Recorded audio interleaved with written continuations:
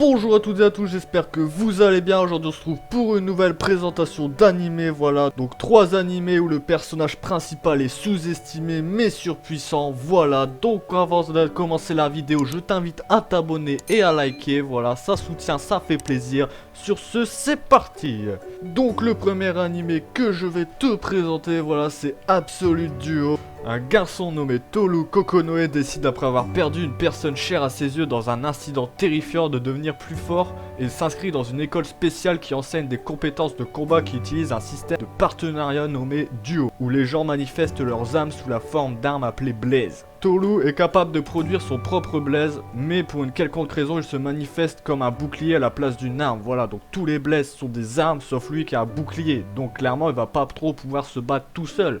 Mais en réalité, ce bouclier, il est puissant. Voilà, je vais pas trop vous en dire, mais c'est un peu pour ça, il se fait sous-estimer parce que c'est qu'un bouclier, il ne peut donc rien faire tout seul. En raison de cela, il va vite avec Yurie Sigduna, une magnifique jeune fille aux cheveux argentés. Voilà, donc vu que c'est des duos, il doit faire des équipes ensemble. Souvent, c'est garçon-garçon, fille-fille, sauf que là, on sait pas pourquoi. Garçon-fille, bien sûr. Donc il y aura quelques scènes, voilà. Ecchi, on va dire quoi, mais c'est souvent basé un peu plus sur l'humour. Alors cet animé touche pour genre action, ecchi, fantasy, romance, school life, shonen, surnaturel pour thème combat, école et harem, voilà.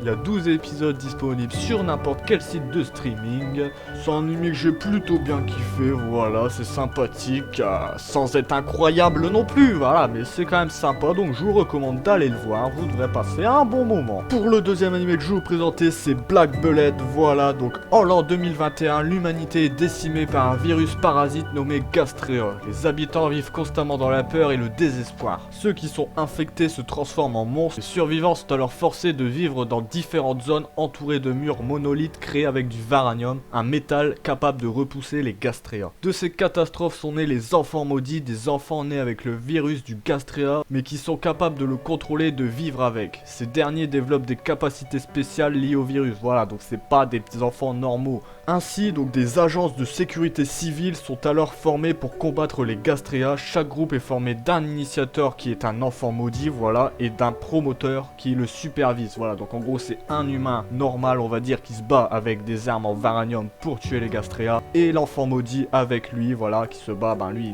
à main nue ou avec des armes, ça dépend. 10 ans après l'épidémie, en 2031, Rentaro Satomi, un lycéen et promoteur, effectue des missions aux côtés de Enju Ayara, son initiateur, afin de protéger et d'empêcher la destruction de la zone de Tokyo. Donc cet animé, j'ai vraiment bien kiffé, voilà. Déjà la relation entre les deux personnages principaux, l'enfant maudit, qui sont, comme vous allez vous en douter, discriminés un peu parce qu'ils ont le virus Gastrea en eux, avec aussi donc Rentaro Satomi, donc, qui cache un peu son pouvoir. Il y a un pouvoir un peu intéressant qui va au début le cacher, et du coup il va se faire sous-estimer. Par la suite on va le voir qu'en fait il est vraiment très puissant, voilà. En plus de ça, on sait pas vraiment d'où viennent les Gastrea, tout ça, comment le virus est apparu d'un coup sur Terre, tout ça, c'est vraiment sympa. J'aime bien aimer l'univers, le personnage principal est aussi vraiment cool. Donc voilà, c'est un animé vraiment que je vous conseille, j'ai vraiment bien sûr kiffé, voilà. C'est dommage qu'il n'y a pas de suite parce que, bon, on pourrait faire une suite, voilà, et malheureusement il n'y en a pas, car je vous conseille vraiment d'aller le voir, il est vraiment très très bien, voilà. Il touche pour genre action, drame, mystère, science-fiction, pour thème combat, filles et pistolets, monstres, post-apocalyptique. Il y a 13 épisodes disponibles sur n'importe quel site de streaming également. Allez le voir, vraiment, celui-là il vaut vraiment le coup.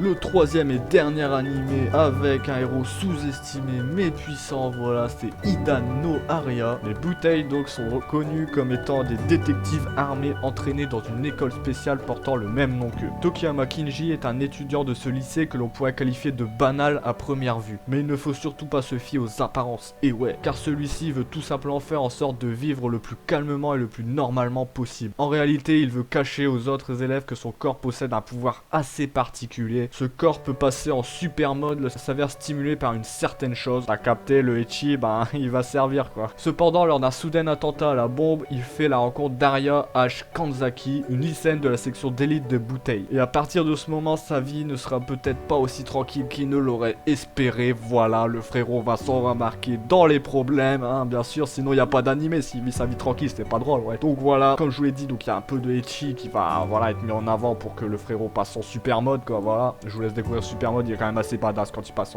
dans ce mode là. Il y a 12 épisodes disponibles sur n'importe quel site de streaming. Il touche pour genre action, comédie, drame, ecchi, romance, pour thème détective, école, filles et pistolet, oui encore, et harem. Voilà, donc je vous conseille cet animé, j'ai vraiment bien kiffé, surtout le personnage principal quand il passe en Super Mode, il est vraiment badass. C'est un animé que je vous recommande d'aller le voir, j'ai bien kiffé également, voilà. Sur ce, c'est déjà la fin de cette vidéo, voilà, 3 animés avec un héros sous-estimé mais en réalité surpuissant, voilà. Ça fait plaisir ces animés comme ça là, quand tout le monde découvre son pouvoir, ils sont choqués, tout ça, t'as capté, voilà. Donc je t'invite à t'abonner, à liker pour soutenir, ça fait plaisir en plus, voilà. Donc c'était Furkan, je vous dis à la prochaine pour une nouvelle vidéo, ciao.